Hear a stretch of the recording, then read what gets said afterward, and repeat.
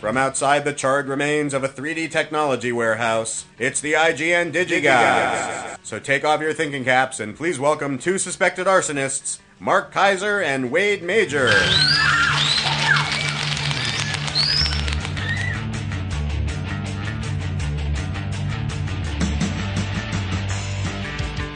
Wow, another one that inverts our names. Who did that, Corey? Who's so bold? That was brought to you by Ashley Fakaba, who put Mark first. Oh, yeah. You'll get your $5 in the mail. There won't be any $5 coming. Mark. Yes, sir. Oh, my gosh. I have you What? overmodulated. No, it's okay. You were just chewing and you gave it the full... Well, you know what it is? I mean, here's the funny thing. I'm eating leftover pizza that's Yeah. actually not mine. Oh, okay. I had dinner with a couple friends. Right. They came back to my place. They had 2 pieces of leftover pizza Yeah. that they forgot to take. Now, at that point, do you think to yourself, I'll call them No. and I'll see if they want their No, 2 pieces not of pizza really. back? Not really. I don't see them all that often. They're nice people. I like them. I don't see them all that often. Do I really want to put it out there that, hey, man, you left your 2 tiny pieces of pizza? I figure Oh, my God. we've got Voxbox today. Oh. We got a couple of listener mail things this that is we're the gonna. greatest day of my life. You're giving this to me, aren't you? Not a fat chance. Mark is fawning over what I just decided. I was going to cut him off by showing him this week's major release. This is a big deal. And in addition to this week's major release, we also have an announcement of another major release forthcoming, which literally happened just today. But I love you, major release. you know what? Actually, before we get into the major release of the week, let's just talk about the big deal that was announced today. In fact, we've all known that it was coming, but finally they have confirmed that Lawrence of Arabia is in fact due in November, second week in November, and it's going to be going out on the road again in October. So October is going to be a formal 4K digital release of Lawrence of Arabia, and then in November we actually get the 50th anniversary Blu-ray. So thank goodness, long overdue. Couldn't care less. You know why, Wade? Because of what's sitting in front of you. That's right. But I also want to say, Robert Morris, listener of ours in D.C., back in March, he emailed me that he had a little inside track on Lawrence of Arabia coming out around about October time frame, and he emailed us today and said, yep, saw it's coming out in November. My source was right, and what I emailed you in March still holds true.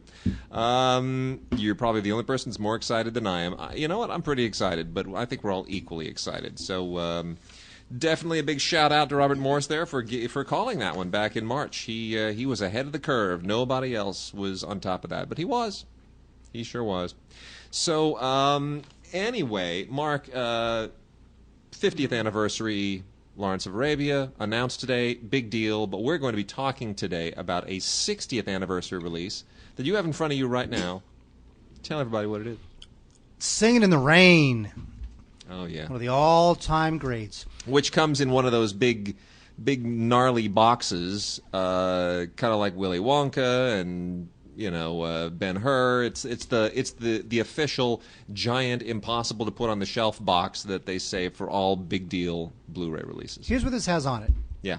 Now, this by the way, I'm yes. going to tell you, I already watched this everything all the way through with the family, and then watched The Artist in a double feature with it, with the family. I'm going to share that whole experience. I mean, we made a big deal out of this. This was not like sit down, go through the extras, check out the video. This wasn't the usual this was like sit down and actually soak this thing in. It's not work, it's pleasure. That's a rare in this job, I got to tell you. With what we cover, it's rare that it becomes something pleasurable. But I said, you know what? I'm going to give this all the attention that it is absolutely due. This is a 4K scan. This is full 1080p remaster from a 4K scan. Yes, indeed. 3 discs. Got a commentary with Stanley Donen, Debbie Reynolds, a bunch of others, Sid Charisse, Baz Luhrmann. That's an older commentary. Older commentary. Because Sid Charisse has been gone for a number of years. New documentary. A couple of other documentaries. Yeah. A jump to song feature, which is whatever. Yeah. A musical number outtake, which is a big deal. It is a big deal. Now, there's also, if you get now, of course, you don't have to get this box version. Wade got one for himself, selfishly, and didn't get one for me. They don't give us 2 of everything. So this one, if you get it, and you should, includes a 48-page hardcover commemorative book. Wonderful. It's just wonderful. A collectible full-size umbrella. Which is ridiculous. I got to tell you, it's the cheapest umbrella ever. It cost like maybe 10 cents, and you'll never use it. You will truly never use it. So that's kind of silly. This is just a wonderful. It is the greatest musical ever made, except for South Pacific. Yeah, you know how much I love South Pacific. No, it's the umbrella is silly, and the recreation of the posters, the original posters, that's silly too. Those are extras that they just throw on here just for filler, just to have something to stick into a great big box. The book is terrific, and all the extras are great. And the commentary has been around before. All the documentaries, absolutely sensational. But here's the thing. Ultimately, the reason you're getting this, it's the movie. It's because this movie is so unbelievably beautiful in HD. It is incredible how good this looks. And this is why this happened at a fortuitous time. My wife's sister and her 2 daughters, both of them millennials, age 16 and 22, were in town. You okay? Don't choke on that. I thought I put down my fork too loudly, and you could pick it up on the mic. I did, but don't worry about it. It's the show isn't that professional. So, the youngest one, 16, we're going to watch a movie, and she said, "You know what I've never seen? I've never seen Singin' in the Rain." And I said, "You know what? As it happens, just got it on Blu-ray. Why don't we just all sit down and watch Singin' in the Rain?" Now that doesn't happen, that kind of coincidence. So we all sat down, threw on Singin' in the Rain. Everybody had some food, turned the lights down, let it be a big home theater experience, and everybody. I'll tell you, man, I haven't seen Singin' in the Rain in this level of quality. The last time I saw it was when the DVD release came out, which was 3-4 years ago, and then I haven't seen it, like high def projected, anything close to this level of quality, probably in 20 years. It's unbelievable how well this film holds up. It just holds up in every conceivable way. It is absolutely wonderful. And then the following night we watched The Artist, just because there are all kinds of similarities. And you know what's interesting? No, you watched The Artist because you're on the DVD. Well, I'm on it too. But Jean Dujardin in The Artist, same age that Gene Kelly was in Singin' in the Rain, 40 years old, both of them. And Gene Kelly, when you think about it, he's 40 in Singin' in the Rain, and Debbie Reynolds is like 19 or 20, and they're playing a couple. But Gene Kelly he looks ageless. Everyone else in that movie is in their 20s. Donald O'Connor's like 27. It's unbelievable. That movie topped the AFI's 100 musicals ever. Yeah. Topped it. Number one. Don't scream when you're eating. Oh, sorry. Now they don't really make musicals anymore. Well, not like that. And by the way, that is, we forget Singin' in the Rain was much more of a Rock of Ages style musical. These songs weren't originally written for this movie. This is not a movie where the songs are all part of a thematically cohesive narrative where it's like, My Fair Lady, and these are all old Arthur Freed songs from other movies and other productions that he just pulled together. One of which, by the way, Make 'Em Laugh, was basically a vowed and admitted knockoff of Be a Clown. I mean, it isn't even disguised. Freed even admitted that. Couldn't get rights to Be a Clown. They needed something like, so he wrote Make 'Em Laugh. And but all of it, he pieced them all together, and they built a story around it, and the whole thing works. It's just one of the great magical pieces of American film history. That is true. And the dance routine where Gene Kelly sings in the rain, when he shot that, he was sick with 103 fever when they shot that. Something else I was doing when we were watching it. I said, you know what? I'm going to count how many times they cut in each of these musical sequences. And honestly, on average, it's anywhere between 6 and 9 cuts in a 3 or 4 minute song sequence. That's amazing. I mean, imagine Baz Luhrmann. Baz Luhrmann cuts 3 to 9 times every 3 to 9 seconds. Yeah, it's like, and most of those cuts are pop-ins. It's just pop in for a little close up and then pop out again, or you'll crane in and then you pop out again. It's very rhythmic, and it's always on the bar. It's always in rhythm with the song. I mean, it's just so beautifully put together, and it's not complicated. The editing is very simple. The choreography is where this is the star, and the editing is there to support the choreography. So anyway, this set is amazing. Go out, buy it. You got to get it. This is one of the best looking. This may wind up being the best looking Blu-ray of the year. What? Yeah, I'm saying it right now. That is high praise. Yes, it is. From Caesar. High praise unto Caesar. Absolutely. So that being said, we had to get that out of the way. You know what? Let's roll through the old movies. Classic movies, actually. We did have some listeners say to us, please stop calling them old movies. They're classic movies, and I agree. So I'm going to try and change that habit. We've got The Sailor Who Fell from Grace with the Sea. And I must say, this is a film I was relatively unaware of for a long time. This is from 1976. And it stars Chris Christopherson and Sarah Miles. I am, of course, not a giant Chris Christopherson fan. I don't dislike the man. He just sort of did all the same things in every movie that he did. But I am a big Sarah Miles fan because of Ryan's daughter and the fact that she was married to Robert Bolt, David Lean's screenwriter. And she's a little bit crazy, but and she's been in some very strange movies. But this one is okay. You know, she and Chris Christopherson are not an obvious romantic team for the screen, but somehow there's chemistry here. She plays an English widow, and he plays a crusty American sailor. And you know what? It's not as scandalous as it was at the time that it came out, not by a long shot, but it's a beautiful-looking film. One of those kind of nice pastoral CinemaScope things that, romance, one of those period romance things that they did back in the day. Very nicely shot, by the way, by Doug Slocum, who did Raiders of the Lost Ark.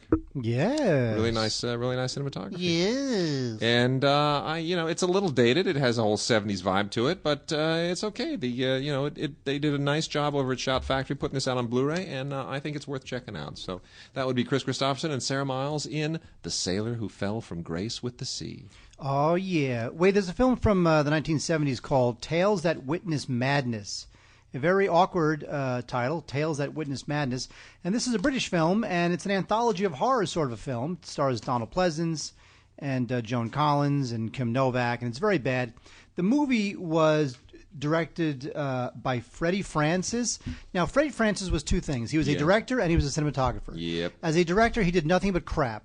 Just horror crap. But as a cinematographer... Elephant Man. Whole nother story. I know. Whole nother story. Glory, Cape Fear, Elephant Man, like Wade says, French Lieutenant's Woman. He was... He's the guy. He was the guy. But as a director, he was not the guy. It's just bizarre how one guy could like... It's all like kind of horror hammer type stuff. It really is. Yeah. But the thing is that his directing career was effectively over in the 70s, kind of in the early 70s, and then in the 80s he became a cinematographer and one of the best. So instead of watching Tales That Witness Madness, just the worst title for a movie ever, go ahead and rent like anything he shot. Yeah, I pretty agree. much. Yeah. Including Glory, Dune. He shot Dune. I know. Well, he was Lynch's guy for a while, you know. We got a quartet of releases here to Blu-ray, new to Blu-ray, from the Touchstone library. And they're all kind of not really amazing. They just sort of spat them out and put them very quickly on Blu-ray, threw the Blu-ray monkey in front of the machine, threw the switch, and didn't have anybody really look at it. So these aren't going to win any awards for prettiness, but if you're and no extras, by the way, really. But if you really love these movies and you feel you have to have them in some form of high def, even if it's not brilliant high def, just so they're out there. John Travolta in Phenomenon, which was one of a handful of movies. Phenomenon. Dun, dun, dun, dun, dun. Phenomenon. Dun, dun, dun, dun. Thanks for that. Phenomenon. Dun, dun, dun, dun. Yeah, Phenomenon was one. Dun, dun, dun, dun. Thank you. Now you don't want to say it. I don't. If I'll do it or not. Was one of those movies that he came out with right after he had his renaissance following the Tarantino thing. Huh? What are you talking about? Pulp Fiction. I'm supposed to pay attention to you Yes, now? you are. I didn't realize that. Pulp Fiction. After Pulp Fiction resurrected Travolta's career, he came out with a handful of really mediocre films and so-so films, all of which inexplicably went on to gross over $100 million just because everybody had to get their Travolta on all of a sudden, and that was one of them. I didn't mind Phenomenon that much. It's okay. It's fine. It's John Turteltaub, real workman-like director, and it's kind of a nice, sweet story. This guy who he's 37, by the way, in the film, which is weird. I'm just like this. No, sorry. Travolta's hasn't been 37 for 37 years, but the idea that he's somehow he's an average guy who gets hit by a light and develops these mystical powers. It's we all want to live through that, so it's kind of a fantasy fulfillment idea, and it's okay. The Horse Whisperer, Robert Redford. Kristen Scott Thomas and a shockingly young Scarlett Johansson all make this a very, very mediocre movie. This book was a big, huge deal, and they went and they got this thing. I mean, as far as the writing of it, it should have been so much better. Eric Roth and Richard LaGravenese. I trust the Gravenese, but I don't know if I trust Roth. He's a bit of a formulaic guy. I feel like there's not a lot of real emotion. Like there's emotion, but not like. Well, there isn't Forrest Gump. I mean, if you're putting these two guys to work on this novel, you should have gotten a better movie out of this. And certainly Redford shouldn't have directed it with his usual glowing light pouring through the windows, and it's a little bit much. It's a little thick. But anyway, that's what Robert Richardson does. He just won an Oscar. Him and his long gray hair. Nice Thomas Newman score, but otherwise, this is not much here. This is one of the few that has extras, music video, and a few featurettes, all of them pulled from the EPK. Not a big deal. Then we also have Step Up, which is there's a new Step Up movie, Wade. Yeah, I know. Step Up 2, Electric Boogaloo. It's an inexplicable franchise. All the same extras here that were on the previous DVD release, mostly music videos and a commentary and bloopers and deleted scenes. Nothing spectacular. Channing Tatum, very young, totally able to dance, but you're better off seeing his new movie. That's all I'm saying. Not a great Blu-ray. His career might actually go somewhere. There's a chance. First, it's going to. It looked like it was going to go nowhere. He would just be a big dumb hunk. Yeah. But then he worked with Soderbergh a couple times. That's always good. And there's a possibility. Should have been Superman. Anyway, I'm just saying. And then the one that is my pick here, even though I'm less than enthralled by the Blu-ray transfer, I really got to put a little shout out for Under the Tuscan Sun with Diane Lane. You know what? This movie will just make you want to go to Italy. And it'll make you wish you were there with Diane Lane, but you can't be. But you can at least go to Italy and pretend that you're there with Diane Lane. Under the Tuscan Sun, look, there's not much to this movie. This is a woman who's wants to get her groove back, and so she cavorts on over to Tuscany to find love and romance and good food and a great vacation. That's what it is. It's just a vicarious vacation in Tuscany, and it is so beautifully shot. Directed and written by Audrey Wells, and very nicely done so. Audrey Wells has kind of fallen off the radar a little bit.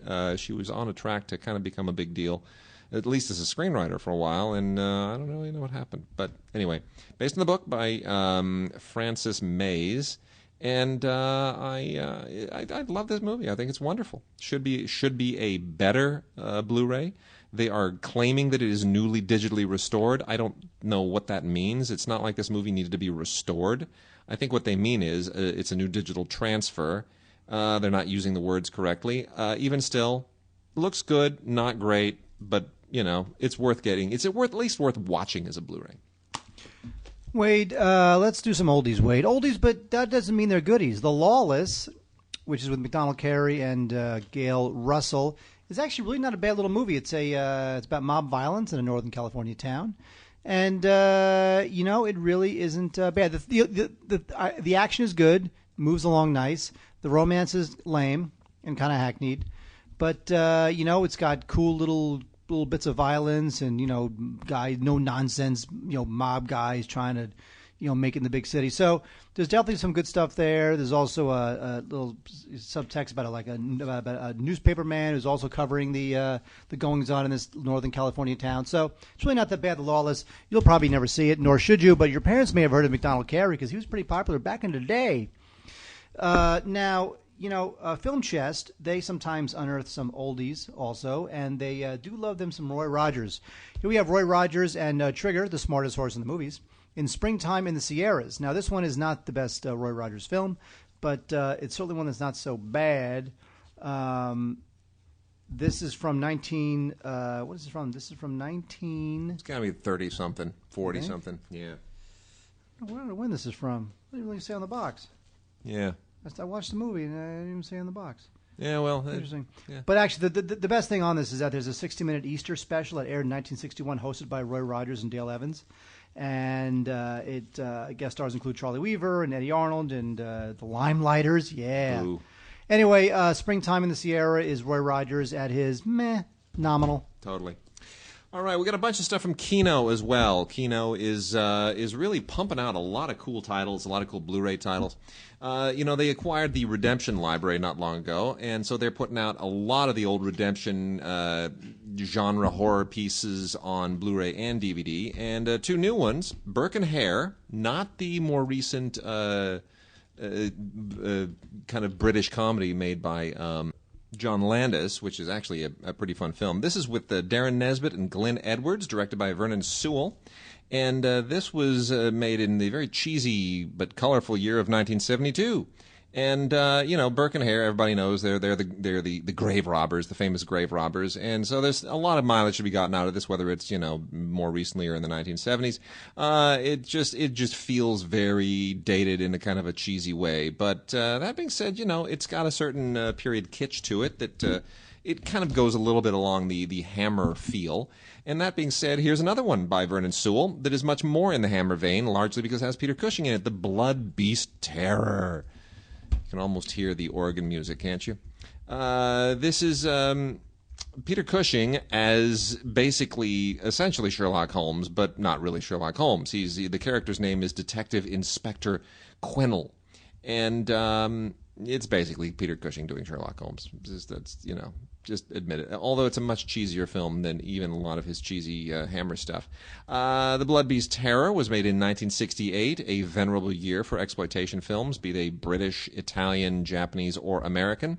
And this thing blows by at 87 minutes. Don't adjust your television set. It is meant to have a 1:66 aspect ratio. It's just the kind of film it is. So these are kitsch items from the Redemption Library, courtesy of Kino, and very nice on Blu-ray, I have to admit. Also from Kino, we have a Blu-ray and DVD of Devil's Needle and Other Tales of Vice and Redemption. This is not from the Redemption Library, despite that title. And this is some beautifully, beautifully remastered silent stuff from 1913, 15, and 16. This is pretty thematically rough stuff for silent films. We tend to think of pre-code films as being sound films from the 30s, but silent films went off the edge every once in a while as well. And you have drug addiction in here and all moral degradation of all kinds. It's pretty interesting. Nice dip in a swamp from the silent period. The silent stuff really looks best on Blu-ray, I got to tell you. There's something about the grain from the way those films were shot. It pops on Blu-ray in a really nice way.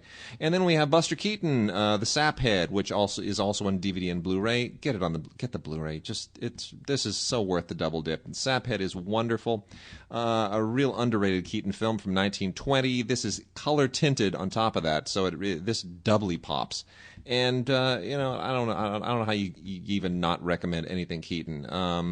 This is it's fantastic. And this is really one of those Keaton films that everybody kind of overlooks, and they shouldn't. It's Keaton doing some of his best and most inventive and cleverest work, albeit not on a grand scale like some of the other films. What else you got for us, Mark? What? Oh, what? Sorry. What happened? Are you reading email? What are you doing?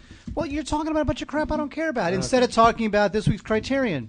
Sorry. You want to know what this week's Criterion is, Wade? What is it? Down by Law. Oh, Jarmusch, man. Now, this is Jim Jarmusch at his most Jim Jarmushy. This is 1986. Does that not seem like a billion years ago? This is, and it's by the way, weird, man. 86.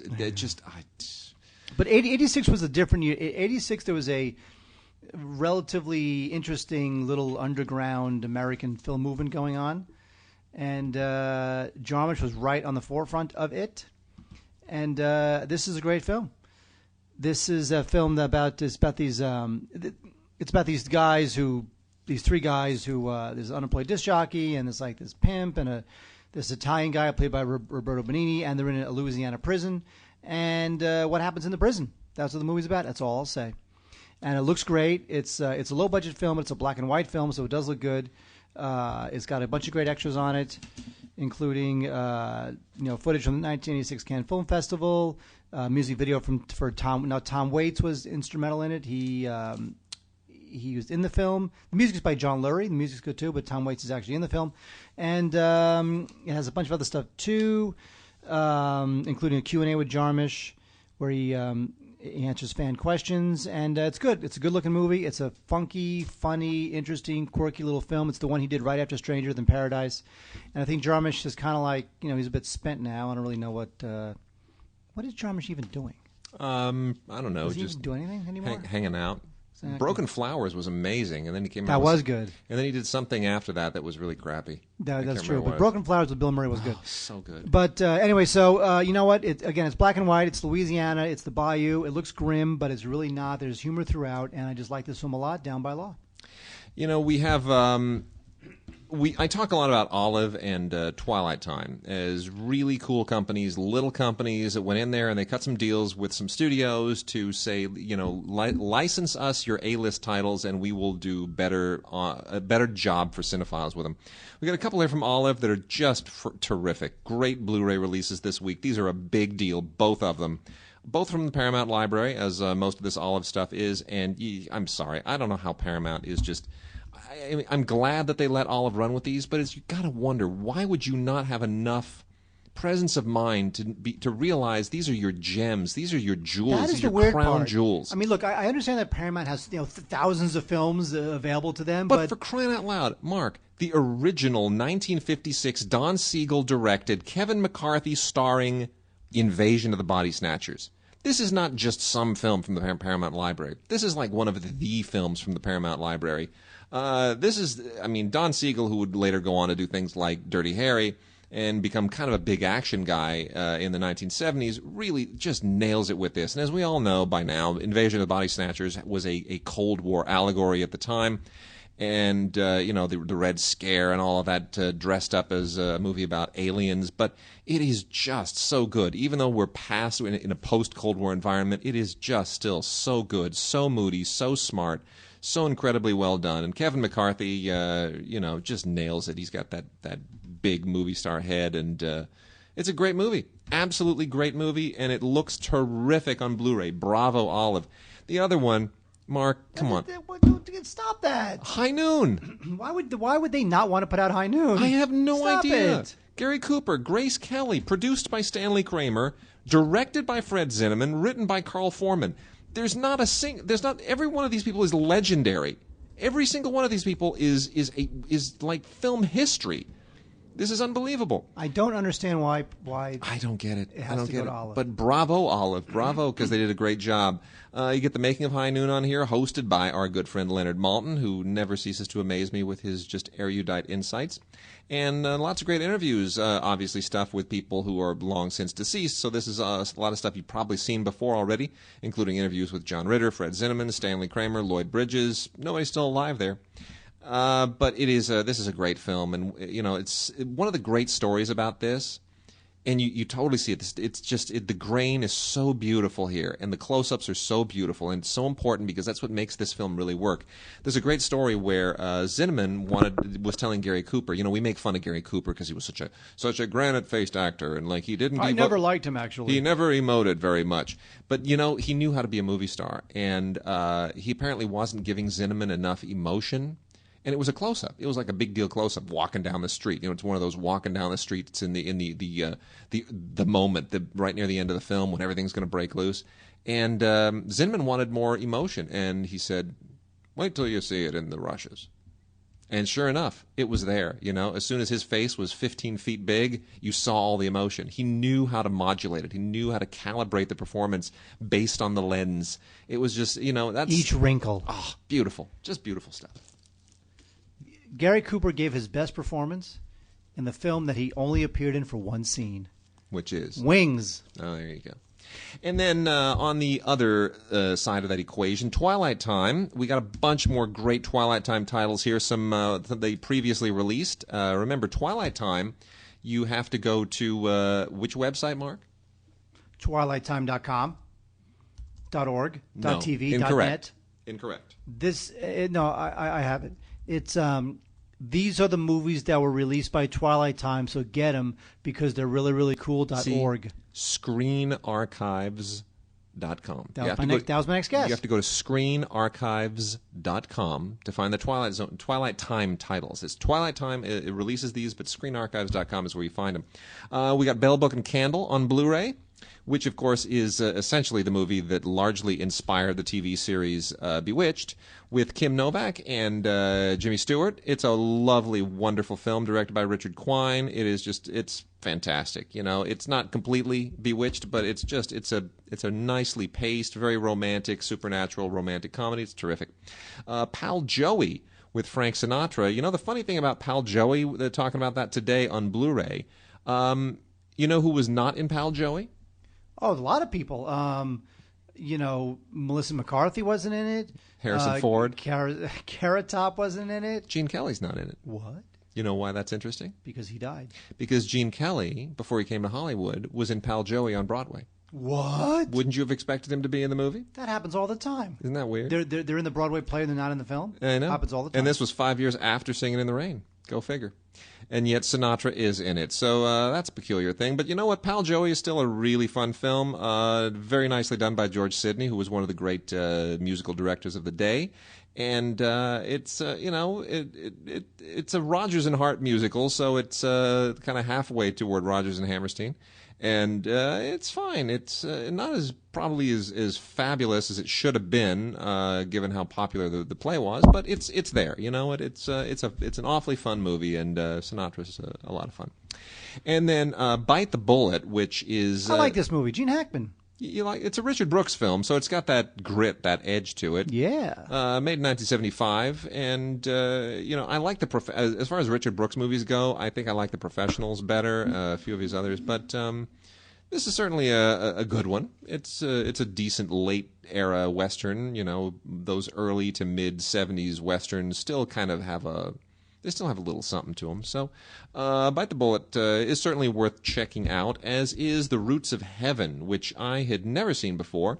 And this is a surprisingly really, really good Blu-ray, considering, the age, 1958, Trevor Howard. One of those adventure epics, a John Huston film that we don't really often think about, frankly. It feels more like a John Huston film, but... it feels like John Huston's life, but not like a John Huston film. Does that make sense? Nothing you say makes sense. Never mind. Anyway, the sad thing about this movie, much as Trevor Howard is really, really good in it, is that you look at this one dude and you go, man, that guy just looks, oh my gosh, that's Errol Flynn. Fat and alcoholic and really a has-been. That's when I got to really get into Errol Flynn, because he reminded me of me. 1958. Very sad.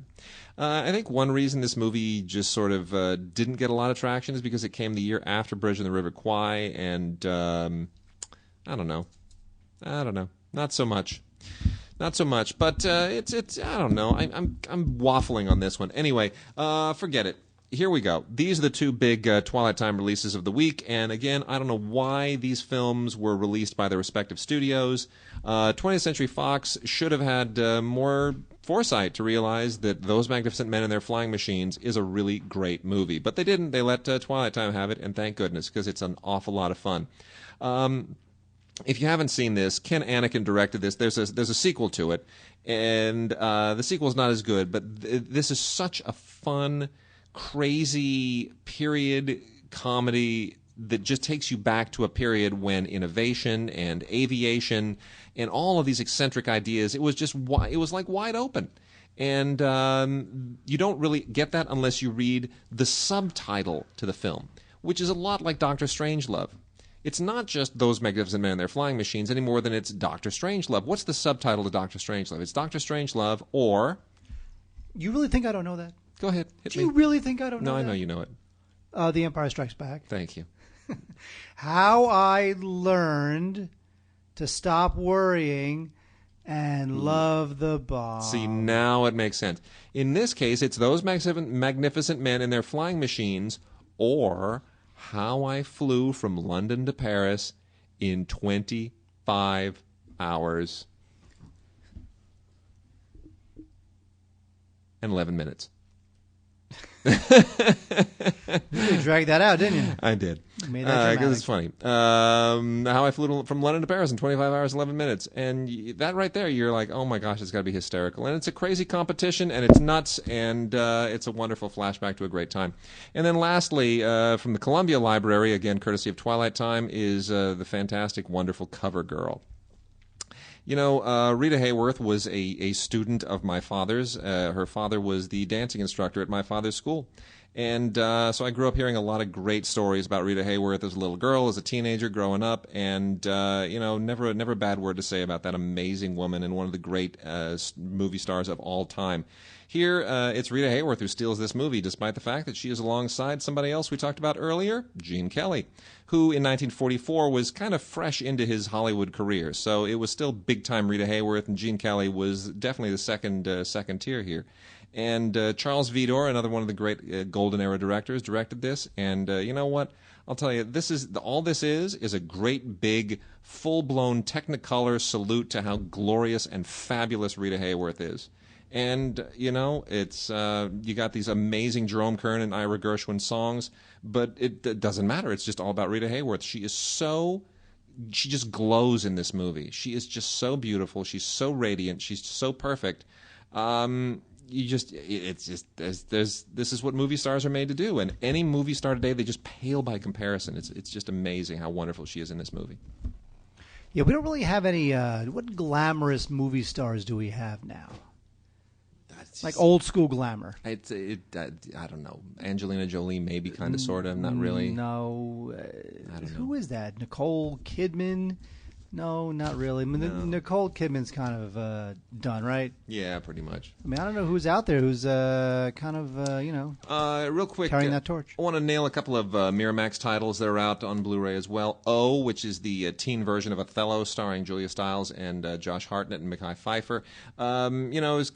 It's not technically an adaptation of Othello. It's not really Shakespearean. It's just the story. It's not the dialogue, obviously. So it's an okay film, decent performances, but set in kind of teen culture and like as a whole interracial romance doesn't quite work.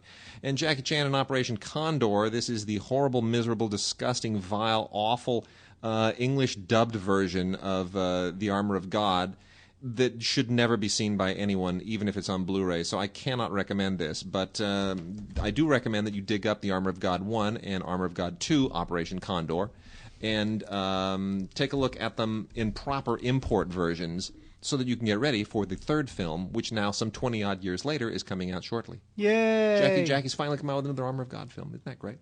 Jackie is he's kind of retired from swashbuckling. Yes, he has. Yes, he has. Wait, there were a lot of Django films. A lot of them.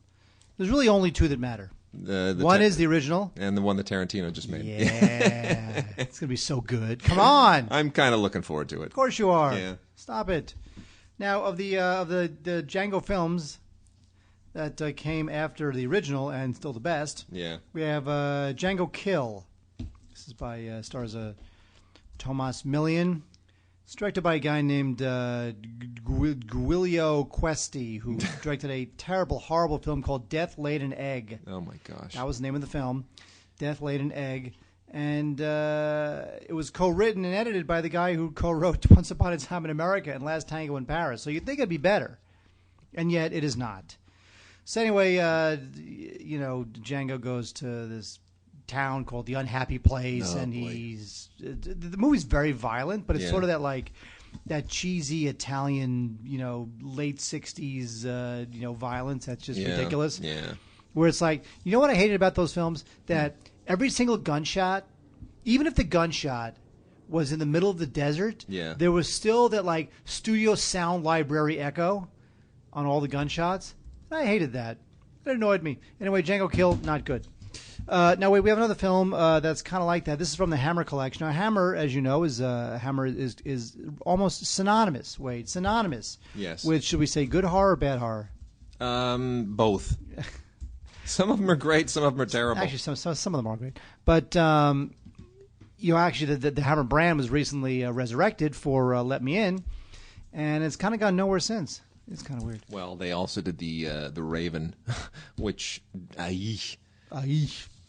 Anyway, Twins of Evil is a Hammer film. Twins of Evil from 1971. This is stars Peter Cushing, who we had talked about before. This is the third film of a strange little trilogy called the Kerstein trilogy, and it's based on an old vampire tale. And, it's about two beautiful sisters, Frida and Maria. And, the only thing I don't like about this film is that there's not enough vampire lesbian. And there's not enough vampire lesbian love in this film, Wade. Although some of them they have, like, because the movie's kind of a prequel to this other film called The Vampire Lovers and Lust for a Vampire, which was a little bit sexier. So this one is just a little bit cheesier. Peter Cushing is pretty much the only name in the cast you would have ever heard of, and the film's not very good. Although, you know what, I have to say, Synapse, occasionally Synapse, I got to tell you, they really hit and they knock it out of the ballpark. It's not a bad transfer. There's a deleted scene, and this is an old film, so to dredge up a deleted scene is not easy. Yeah. Isolated music track, which Wade and I always appreciate, and a documentary called The Flesh and the Fury. There you go. About the Twins of Evil. We got a couple of 20th Century Fox Cinema Archives releases here. These are a little bit like the WarnerArchive.com releases. These are MOD, Manufacture on Demand, which means they are high-quality DVD-Rs that you order directly. You know who? By the way, you know who burns those? It's a special group of people who burn those. Monkeys? No, they're called the Mod Squad. Thank you. Mm-hmm. Oh, yeah. That's what I said. Thank you. Come on. MOD, Mod That's Squad. funny. I get that. That's a joke. If you said that, you would expect me to fall on the floor. Well, of course, I tell bad jokes. You don't. It's wow, my job. Look at that backhanded compliment. Thank you. You can get these at foxconnect.com, and definitely go check out there. Mr. Belvedere Rings the Bell. Mark, I know it's one of your favorite all-time films, isn't it? You love this movie. Although the how about the sitcom, Mr. Belvedere? It has nothing to do with it. This is from 1951, and this stars Clifton Webb.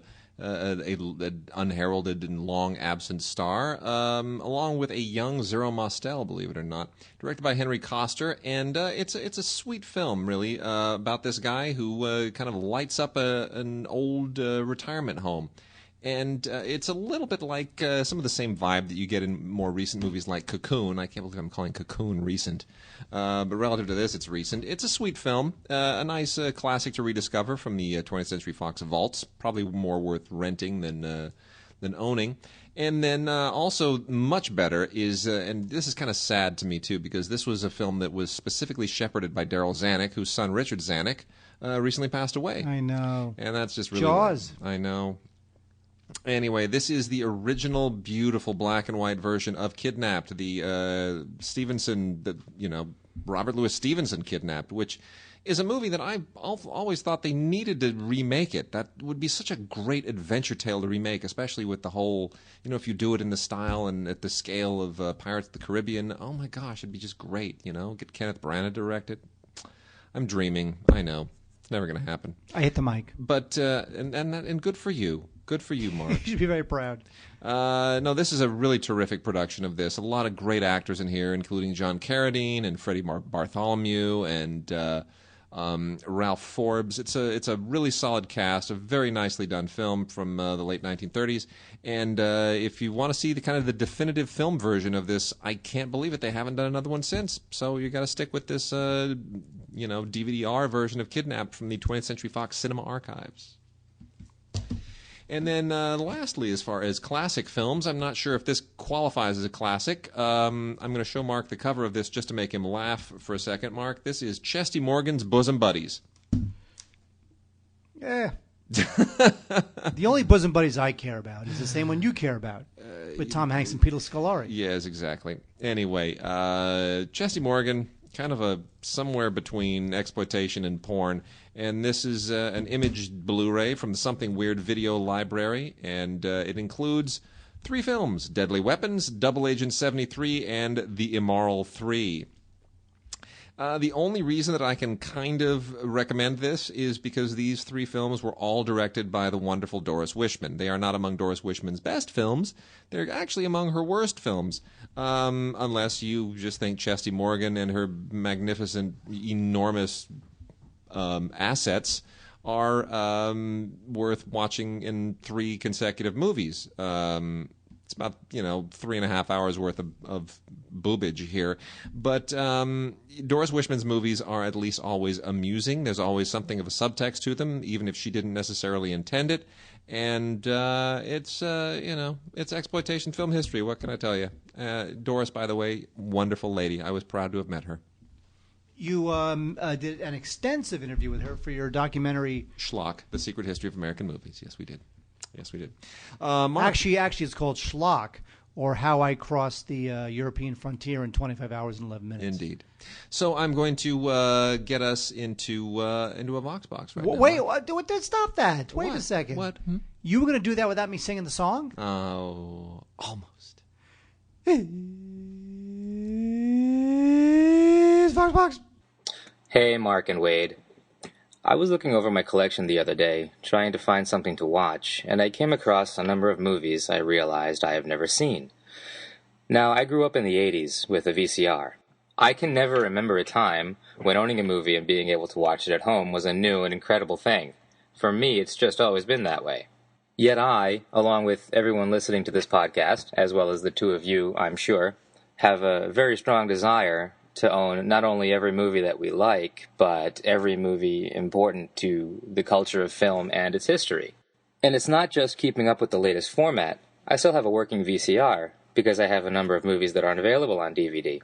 I also know many people still have Laserdisc players, a format that has been dead for quite some time. My question to you is this: why do we have such a strong urge to own a copy of that movie, or that TV show?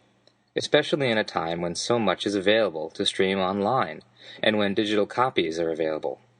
What is it about physical media that compels us to compulsively collect? Thank you so much for everything, and keep up the great work. And that was from our longtime listener, Eric Altieri, who's also contributed a lot of really great intros.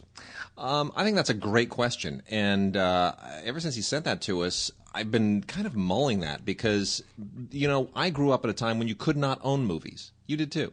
When it was like, oh my gosh, that movie, I love that movie. It's on. It's really, I'll watch it totally cropped and hacked up with commercials and edited. But owning was not a thing you thought of. It's not like I like to own that. It was not. It didn't cross our minds. And I think that happened to our generation when suddenly VHS came around. And then VHS sell-through, because originally it was all for rental, and you thought, oh my gosh, I can actually own that movie. I can put it on any time. I can watch it whenever I want. I can control my connection to the movie. I think at that moment, suddenly it was like the forbidden fruit, It was something that just suddenly dropped in our laps, and technology made it possible to not be limited. And I don't know that streaming has gotten us to the point where we feel, because it can go away again. That's the thing that always scares me. Like Netflix will sometimes have something up there for streaming and then it's gone.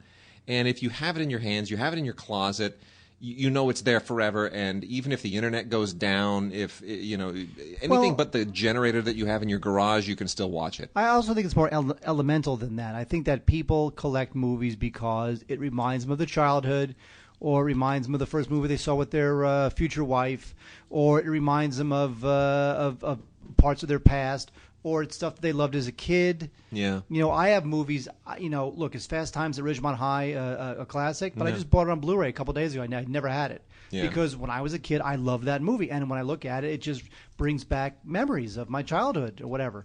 And I've got dozens of those movies. So I think that people collect because it is a reflection of who they are.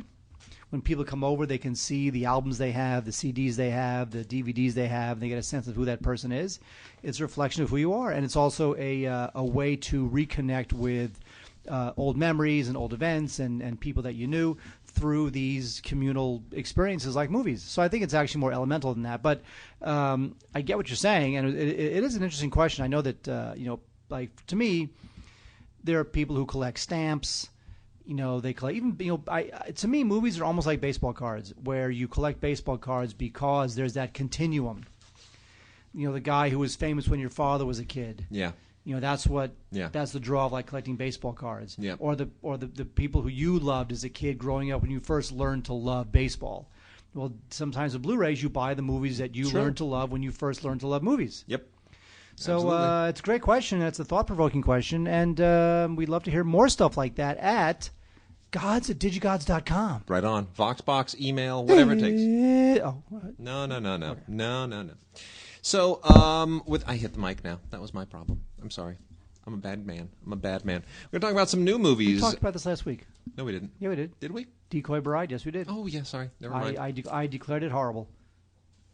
My bad. Sorry, don't know how that got in there.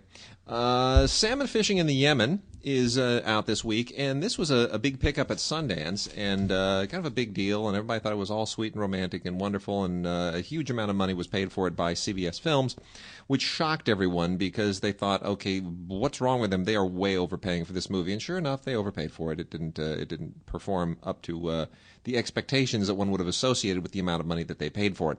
Emily Blunt and Ewan McGregor are nonetheless a lovely couple, and it is a really quirky, odd story that is just it's almost impossible to really detail in any kind of a synopsis. But it does involve, in fact, facilitating salmon fishing in Yemen.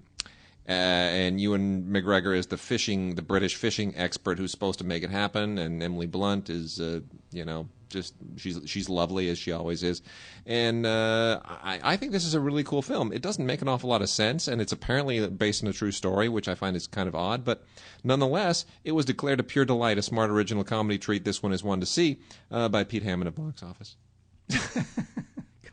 I think the movie got enough good reviews where they didn't have to necessarily resort to a Pete Hammond. Anyway, it's on Blu-ray. Quote. It's on Blu-ray. There it is. Oh, lovely, lovely film. And yes, I was just going to hit this other one real quickly. Do it. Will Ferrell and Casa de Mi Padre. I don't know what they were thinking. This is out on Blu-ray, and he has another movie coming out called The Campaign. He speaks. That looks funny. But you feel like Zach Galifianakis. Yes. Yeah. I have more hope for that than I had for this. But you feel like it's one of those movies where Ferrell just wanted to do it. It just seemed like a thing. This is in Spanish, Mark.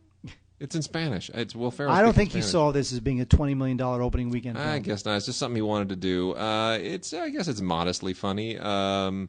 It's just a peculiar thing. It's basically it's basically doing Star Wars with no. It's basically like a Western telenovela with Will Ferrell in it. It's just very, very odd. But anyway, there it is. Wait, I don't know what happened to Clive Owen, and it worries me. But I feel like Clive Owen is receding into the nothingness. And one of the films that motivated his disappearance is a movie called Intruders. Now, Intruders, which is not a great film, was directed by Juan Carlos Fresnadillo, who directed the otherwise terrific 28 Weeks Later, the sequel to 28 Days Later. Which is great. A film I liked a lot. I did too. And this is about there's two kids. One is in Spain, the other's in Britain. And they're both visited by this this faceless monster who wants to take possession of them, and it doesn't have a bad cast. Again, it's with Clive Owen, who I do like, and it's got a great opening, and it's generally chilly, but it winds up being a little bit silly. It almost takes itself too seriously because it is ultimately just kind of stupid. Anyway, but it does have mood to spare. So if you haven't, if you're a horror guy and have not seen this, I guess you could do worse than Intruders. But ultimately, as moody as it is, and as dark as it is, it's ultimately not that great. Yeah, I agree with you. I'm not going to argue. Lockout. I think a lot of people were talking about Lockout on our Facebook page when it was first running its trailers, and everyone was comparing it to Die Hard in space and Outland crossed with Die Hard, and on and on and on. There was just all kinds of, Fortress even showed up in there, which is not a favorable comparison. The old Christopher Lambert Prison Break movie. Look, this is just straight up unvarnished Luc Besson crap. And Luc Besson just cranks this genre crap out all the time. And Guy Pearce just did this for the paycheck. It's got all kinds of cheesy one-liners that you would expect from a Schwarzenegger movie in the 1980s. And it's even the special effects feel like a little bargain basement. It looks like it wants to be big budget with all the sets and all the the space station, the prison space station. But it never feels like it doesn't feel like a $150 million movie. It feels like an $18 million movie. And he's the fast talking rebel guy who's got to be lured back to go up and rescue the president's daughter and from the orbiting. Escape from New York, of course, is the other one that everyone compared it to. Oh, I love that movie. But this isn't like any of them. It's just cheesy. And Outland too. I said Outland. Oh, yeah. I wasn't paying attention either. That's okay. Anyway, it's just cheesy. It's a decent enough Blu-ray, and I respect Guy Pearce for giving it his all, but it's just more Luc Besson EuropaCorp crap. I'm going to start calling it Europa crap. How about that? It is, when you look back on the films that Besson did. I'm looking forward to Taken 2, though. That's not crap. Electric Boogaloo? Absolutely. I love Taken. But this is just Europa crap. That's all it is. And not much here. There's a making of featurette and a thing on the special effects and the production design, which is not impressive. On the there's a British talk show hosted by Graham Norton.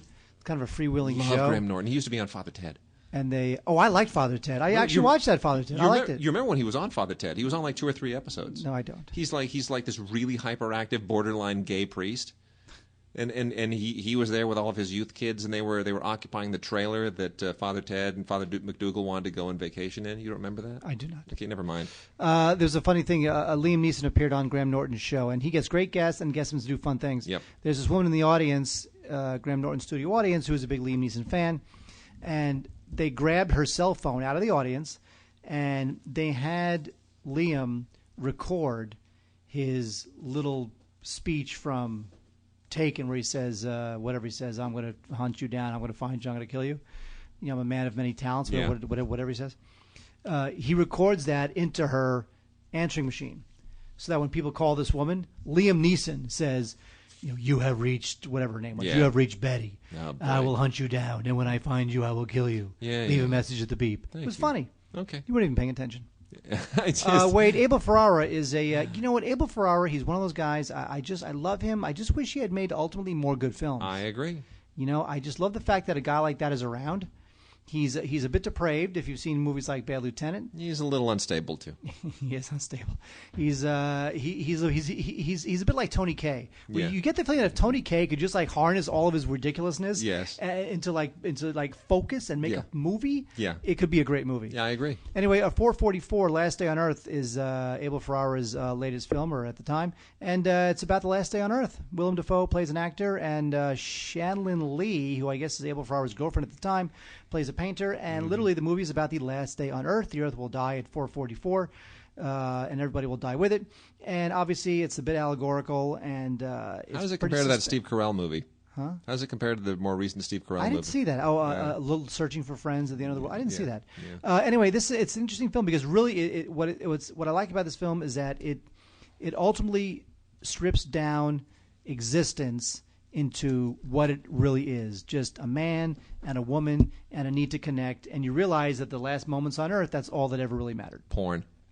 This is a big, long story coming. Oh my gosh, not nearly as long as the movie. Kenneth Lonergan, who was wonderful when he made You Can Count on Me, and everyone was like, oh, you're a wonderful independent filmmaker. And then he more recently has become the guy who made Margaret. If you haven't heard of Margaret, I don't know that there is time, even on a whole show, to get into this epic odyssey. Margaret is a movie that Kenneth Lonergan wrote and directed. It stars Anna Paquin as a woman who is, as a teenager, who's just really emotionally traumatized after she witnesses an automobile accident. That she might have caused. That she may have caused. And this entails the most monstrous, unfocused, meandering, incredibly ambitious drama where you look at it and you think either you are the greatest filmmaker of all time or you're totally insane and so far up your own colon that somebody needs to just slap you back down to earth. There's a lot of great stuff in this movie. There's great stuff in it, but as a movie, you just go, it just doesn't work. It just does not hang together. Despite the fact that, and this was a big argument. I mean, when we voted last year, this film was not being made available for awards consideration by 20th Century Fox, or by Fox Searchlight, who was pushing, obviously, a whole litany of other awards contenders.